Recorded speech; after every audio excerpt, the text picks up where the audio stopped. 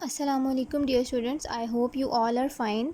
हमने अपने previous lesson में पढ़ा था चैप्टर नंबर 2 कि किस तरह से जो है क्रूसो वहाँ पर सरवाइव करता है और किस तरह वो देखता है उसको जो शिप नज़र आती है उसकी जो जिसमें वो लोग यहाँ तक आए थे। उसके बाद किस तरह से वो उससे सामान निकाल के लाता है और वो किसी ना किसी तरह अपने जो उसने घर छोटा सा बनाया होता है टेंट लगा कर कैंप की तरह का, उसमें वो एक रात गुजारता है और अगली सुबह जब उठ के देखता है तो वहाँ पर जो है उसका जो शिप उनका था वो डिसअपियर हो गया होता है।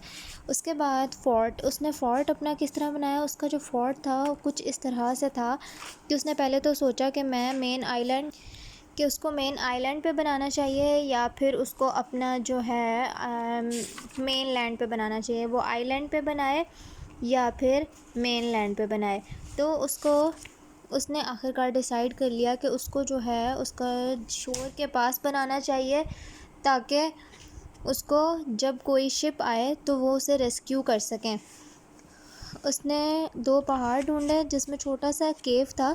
उसने उस केव के आगे इस तरह से जो है अपना जो वो लेके आया था बादबान, जो कि हमने कल पढ़ा था, कैनवस जो अपना लेके आया था उस कपड़े को उसने किसी तरह से बांध कर वहाँ पर छोटा सा अपना झोंपड़ा टाइप बना लिया जिसमें वो अपनी चीज़ें भी रख सकता था और ख़ुद भी रह सकता था। और वो आधा झोंपड़ा जो है वो थोड़ा सा केव के अंदर भी था। अब केव जो था वो था तो छोटा, लेकिन इस तरह से उसने केव वाली जगह भी ऑक्यूपाई कर ली ताकि अगर खुदा ना खास्ता ऊपर से कोई चीज़ गिरे या कुछ हो तो वो केव में सेफ़ हो। और इधर उसने थोड़ा सा जगह ये डाल ली जिस तरह ये उसका घर हो गया और ये उसने अपना टेरेस या जो पोर्च था उस पर उसने ऐसे कवरिंग सी बना ली।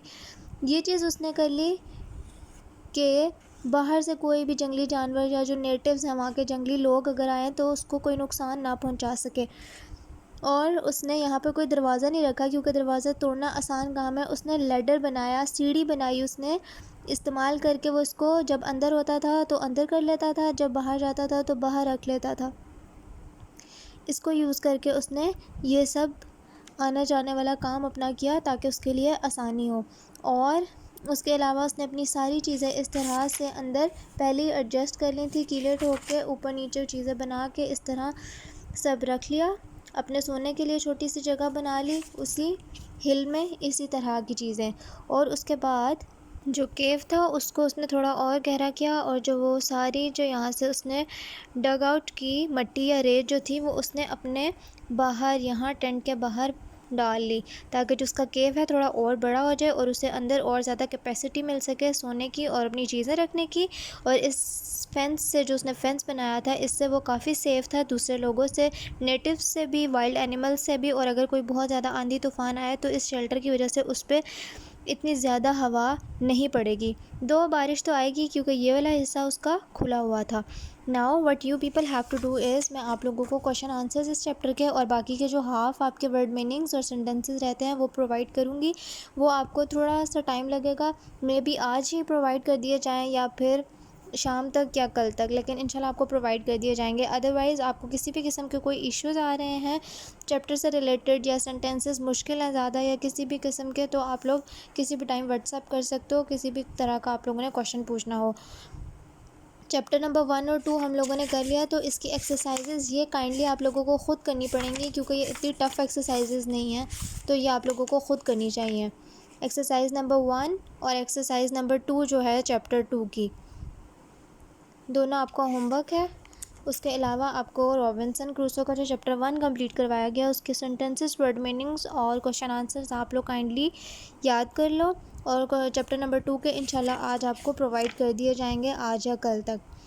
और तब तक आप लोगों ने आपके जो डिक्टेशंस हैं, डिक्टेशन आपके चैप्टर में से कहीं से भी हो सकती हैं। आपने चैप्टर्स की रीडिंग करनी है क्योंकि आपके क्वेश्चन आंसर्स इतने ज़्यादा नहीं हैं और वर्ड मीनिंग्स भी बहुत ज़्यादा नहीं है, तो आपने जो वर्ड्स हैं या फिर सारे आपके सेंटेंसेस हैं वो पूरे बुक में से कहीं से भी डिक्टेशन होगी। डिक्टेशन के लिए कोई स्पेसिफाइड पैराग्राफ नहीं होगा। आप लोग जब बुक पढ़ोगे, जब बार बार उसको रिवाइज़ करोगे तो आप लोगों को सब वर्ड्स और सेंटेंसेस जो हैं वो नो हाउ हो जाएगी, आपको कोई मुश्किल नहीं होगी उनकी डिक्टेशन देते हुए।